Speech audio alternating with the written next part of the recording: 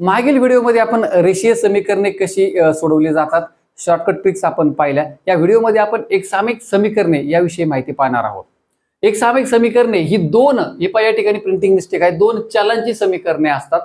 तर ही समीकरणे शॉर्टकट ट्रिक्सने कशी सोडवली जातात, त्याचप्रमाणे यांचे सहगुणक चलांचे सहगुणक कसे समान केले जातात, सहगुणक समान केल्यानंतर समीकरणांची बेरीज केव्हा केली जाते, वजाबाकी केव्हा केली जाते, हे सगळं काही आपण आपल्या आजच्या व्हिडिओमध्ये जाणून घेणार आहोत।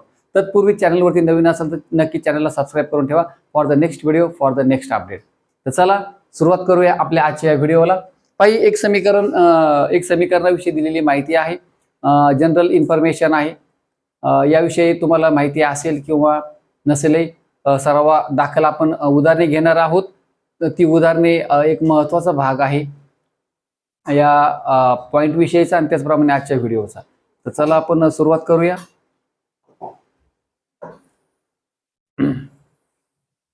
पहिले एक्झाम्पल खालील एक सामायिक समीकरणांच्या उकली कोणत्या त्या दिलेल्या पर्यायांमधून शोधा। या ठिकाणी काम फार सोपं आहे। पहिलं समीकरण दिलंय आपल्याला x अधिक y बरोबर 4, दुसरं दिलंय x वजा y बरोबर 2। या ठिकाणी x आणि y चे सहगुणक समान आहेत, या ठिकाणी समान करण्याची गरज नाही। कमीत कमी एका तरी चलाचा सहगुणक समान पाहिजे।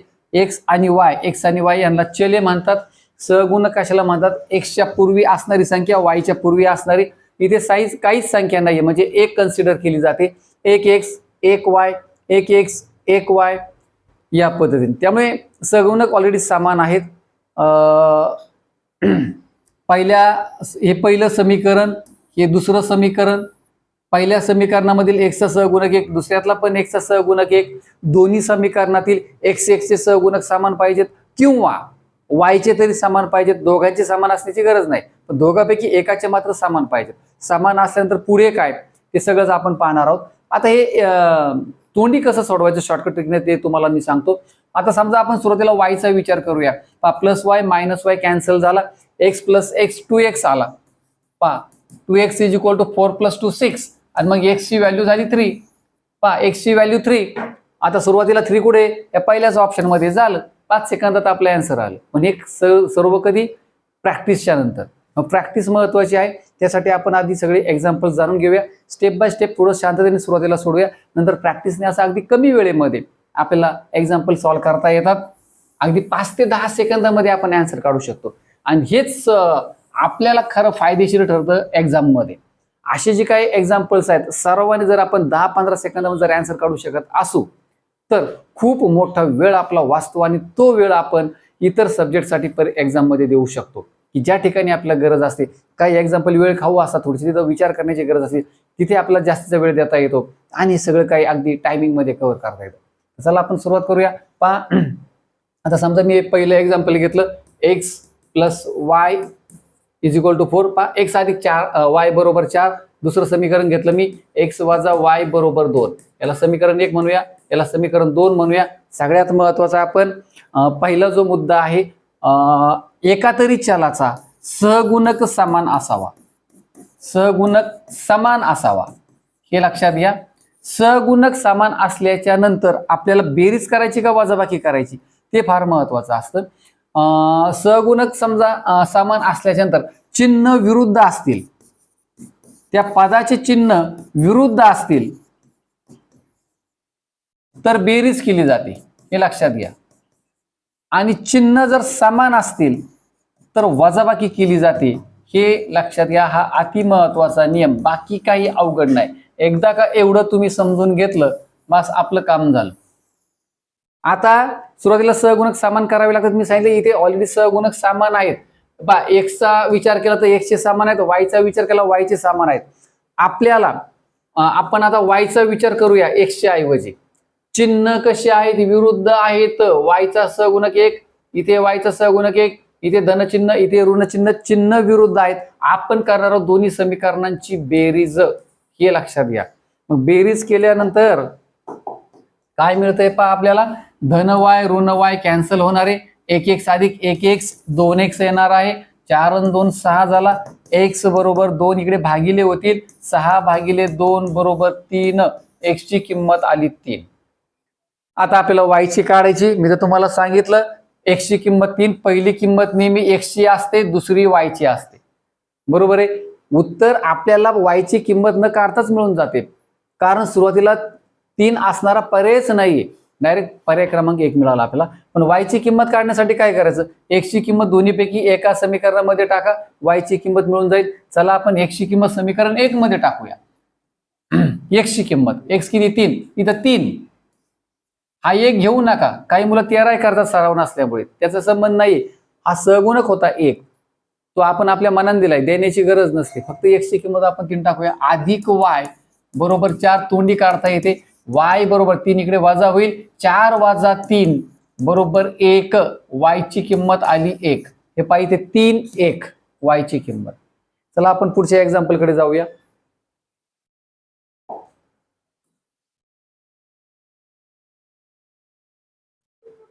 याला थोडस रिअरेंज करण्याची गरज आहे आपल्याला. रिअरेंज कसं करणार आहे आपण पहा. उजव्या बाजूला आहे ना, उजव्या बाजूला स्थिरांक असावा, स्थिर संख्या असावी, कॉन्स्टंट नंबर म्हणतो आपण, त्या थोडक्यात संख्या असावी. तर ते महत्वाचं आहे. आपण थोडस पहिलं समीकरण 2x हा 3y डावीकडे घ्या, वजा 3y होईल, उजवीकडे 0 येईल. हे समीकरण 1 म्हणूया. हे दुसरं समीकरण 2x अधिक 3y बरोबर 60, समीकरण नंबर 2. आता आपल्याला एकतर x चा सहगुणक समान करायचा आहे किंवा y चा समान करायचा आहे, हे लक्षात घ्या. दोघांपैकी एकाचा समान करायचा आहे. पण पहा, x चा ऑलरेडी समान आहे 2 2, बरोबर. एका तरी चलाचा असावा, आपलं काम झालेलं आहे. पण पुन्हा y चं जर ऑब्झर्वेशन केलं ना, तर त्याचा पण सहगुणक समान आहे 3 3. चिन्हाचा विचार करू नका, संख्येचा विचार करायचा आहे. आता पुढे पहा, मग वापर कोणाचा करायचा, x चा करायचा का y चा करायचा, तर y चा वापर करा. त्याचं कारण असं आहे की y चा सहगुणक समान आहे पण चिन्ह विरोध आहेत. बेरीज करणं सोपं असतं, म्हणजे कमी वेळेत होते. वजाबाकी थोडंसं अवघड नाहीये पण वेळ खावी, तर सोयीस्कर जास्त आहे बेरीज करणं. मग आपण जरी दोघांचाही सहगुणक समान असला पण आपण y चा विचार करणार आहे, हे लक्षात घ्या. आपण आता मागच्या मी एक्झाम्पल मध्ये सांगितलंय, चिन्ह विरुद्ध असतील, ज्यांचे सहगुणक समान आहे, चिन्ह विरुद्ध असतील त्यांची, ते बेरीज करावी लागते. आपण या दोन समीकरणांची बेरीज करूया, हे लक्षात घ्या. बेरीज केल्यानंतर आपल्याला काय मिळते पहा. नेहमी लक्षात घ्या, चिन्ह विरुद्ध असतील तर ही पदं कट होतात, कॅन्सल होतात. फक्त इकडची बाकीच्यांची बेरीज होणार आहे. 2x अधिक 2x 4x बरोबर 60, आणि म्हणून x बरोबर 4 60 ला भागिले होतील. x बरोबर उत्तर आलं 15. पर्यायांकडे चला. पहिला ऑप्शन 15 कुठे आहे, इथे आहे. पर्याय क्रमांकच्या y नक्की 10 मिळणार आहे. आता हाच 15 जर अजून एका ऑप्शन मध्ये असता तर मग मात्र y ची किंमत काढावी लागली असती. आपला पुढचा वेळ वाचतोय, हे लक्षात घ्या. तरी सुद्धा आपण y ची किंमत काढणार आहोत. हे परीक्षेमध्ये तुम्हाला करायचं आहे फक्त. x बरोबर 15. आता आपण काय करूया, समीकरण 1 मध्ये टाकून द्या. पहा, x ची किंमत 15 इथे टाका. 15 दुने 30 आले, वजा 3y बरोबर 0, आणि म्हणून हे वजा 3y उजवीकडे घेतले, धन 3y इकडे आले 30. 3 30 ला भागिले होतील, आणि म्हणून y बरोबर 3 10 30. y ची किंमत आली 10. पर्याय क्रमांक 4 उत्तर येईल. चला पुढचा एक्झाम्पल घेऊया आपण. उदाहरण क्रमांक 3. पहा, याही एक्झाम्पलला थोडस आपल्याला अरेंज करण्याची गरज आहे. आपलं जे समीकरण आहे ते ax plus by is equal to c form मध्ये असावं, म्हणजे ते आपल्याला सोडवायला सोयीस्कर जातं.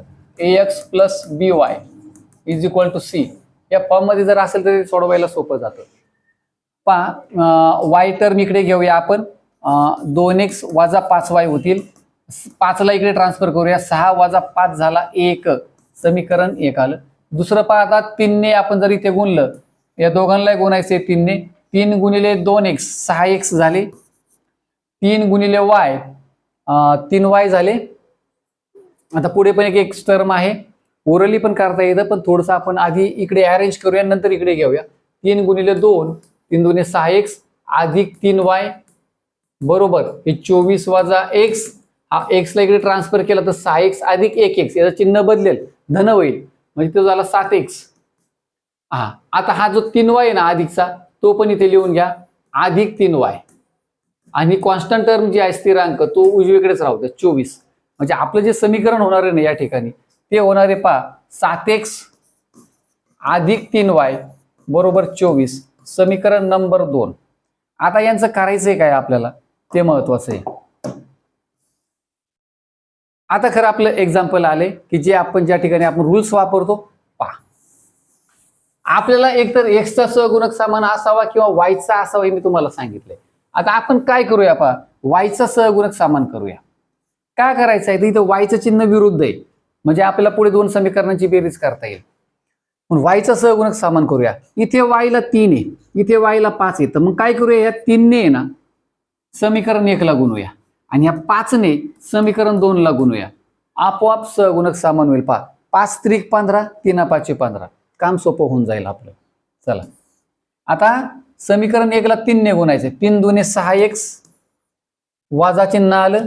3 5 15y बरोबर 1. याला समीकरण नंबर 3 म्हणूया. 2 ला 5 ने गुणायचे. 5 7 35x अधिक 5 त्रिक 15y बरोबर 5 ने 24 ला गुणलं. 24 पंचे 120 आले. समीकरण नंबर 4. या दोघांची आपल्याला करायची बेरीज. काय करायची आपल्याला, बेरीज करायची. का करायची मी सांगितलं, चिन्ह विरुद्ध आहेत. पहा वायचा सहगुणक समान झाला, चिन्ह विरुद्ध आहेत म्हणून बेरीज करत आहोत आपण. बेरीज करताना हे दोन्ही कॅन्सल होणार आहे. ज्यांचे सहगुणक समान केले ते नेमकं कॅन्सल होतं नेहमी, लक्षात राहू असं द्यायचं. 35 अधिक 6 आले 41x, इकडे आले 120 अधिक 1 121 आले. म्हणून x बरोबर 41 इकडे भागिले होतील 41 त्रिक 121 आणि म्हणून x बरोबर 121 भागिले 41 आणि x बरोबर 3. x ची किंमत आली 3. पर्यायांकडे चला. हे पहा y ची काढण्याची पण गरज नाही. पर्याय क्रमांक 1 उत्तर मिळते. x ची व्हॅल्यू आली 3, y ची 1 येणारच आहे. टॅली करू शकतो आपण, विशेष असं काही नाहीये. x ची व्हॅल्यू 3 इथं टाका. 4 समीकरणे मिळत कुठे पण व्हॅल्यू टाका तुम्हाला मिळून जाणार आहे. पहा इथे जर आपण 3 टाकली ओरली काढू शकतो. 3 दुने 6 आले बरोबर आहे. वायची गाडी 3 दुने 6 आले वजा 5y बरोबर उजवीकडे आला 1. 5y ला उजवीकडे न्या, 1 ला इकडे आणा. हा झाला 5, इकडे झाला धन 5y. 5 याला भागिले होतील आणि y बरोबर 1. हे पहा उत्तर आलं 1. तर अशा प्रकारे आपण कोणत्या एका समीकरणाचा वापर करून y ची व्हॅल्यू काढू शकतो. चला आपण पुढच्या एक्झाम्पल कडे जाऊया.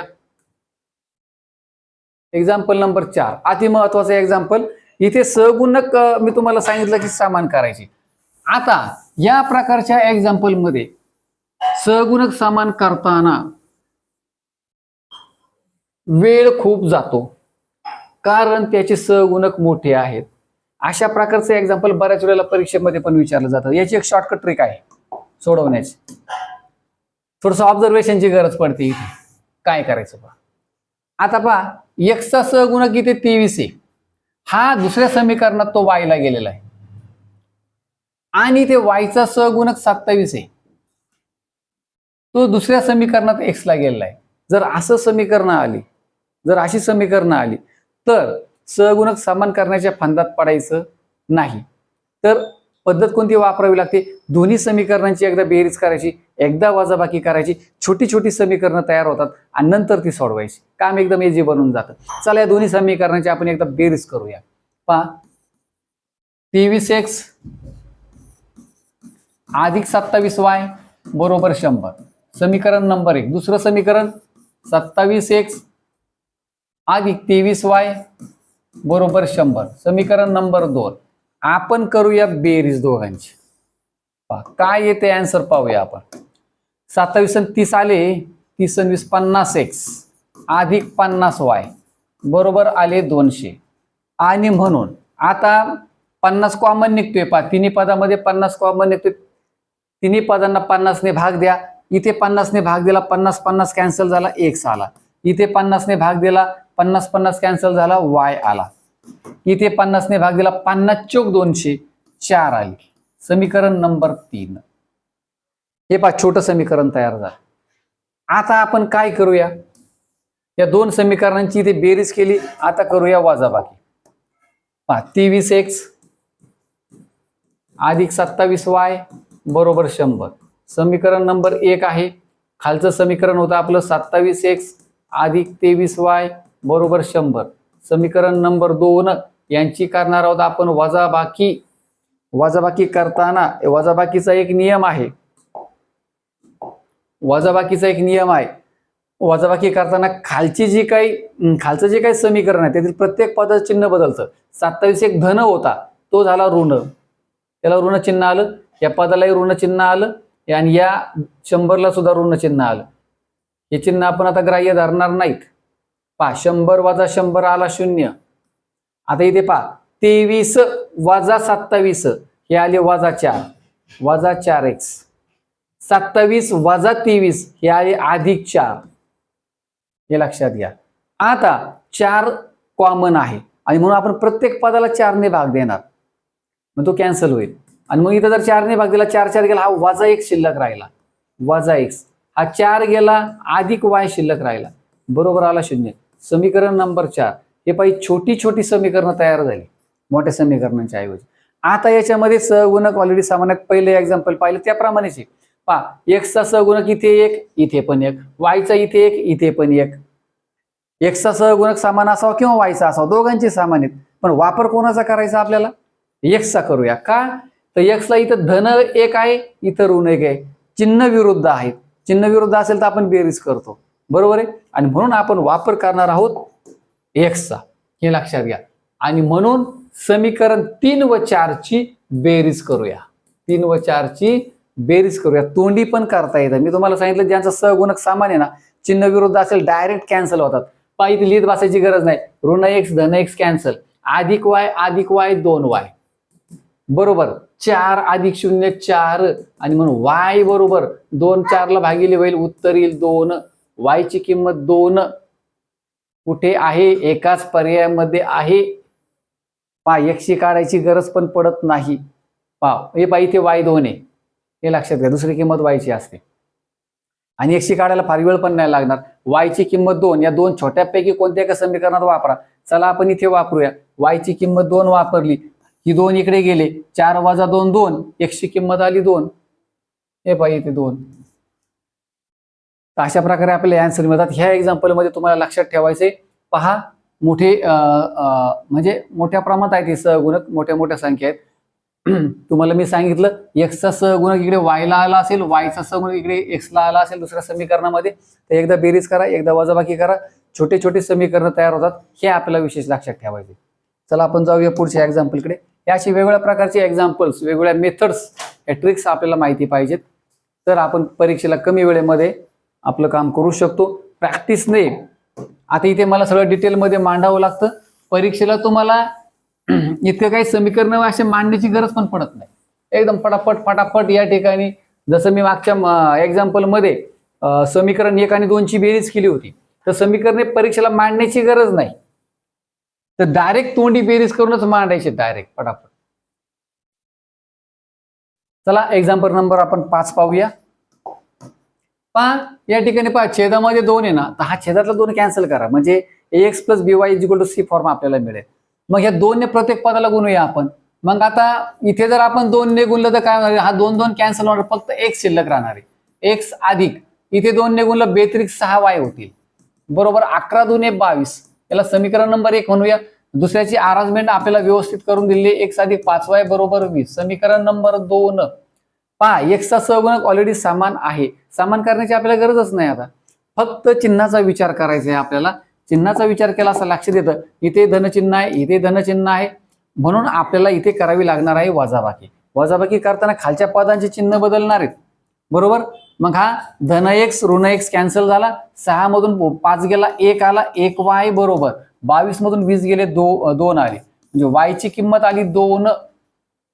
y ची किंमत इथे पण 2 आहे, इथे पण 2 आहे, 2 ऑप्शन मध्ये आहे, म्हणजे आपल्याला x ची किंमत काढली पाहिजे. आणि म्हणून x ची किंमत काढण्यासाठी y ची किंमत 2 कोणत्या पण एका समीकरणामध्ये ठेवून द्या. समजा आपण पहिल्या समीकरणामध्ये ठेवली, पहा y ची किंमत 2, इथे आहे x अधिक y ची किंमत इथे 2 टाकली, 6 2 12 बरोबर 22 आले.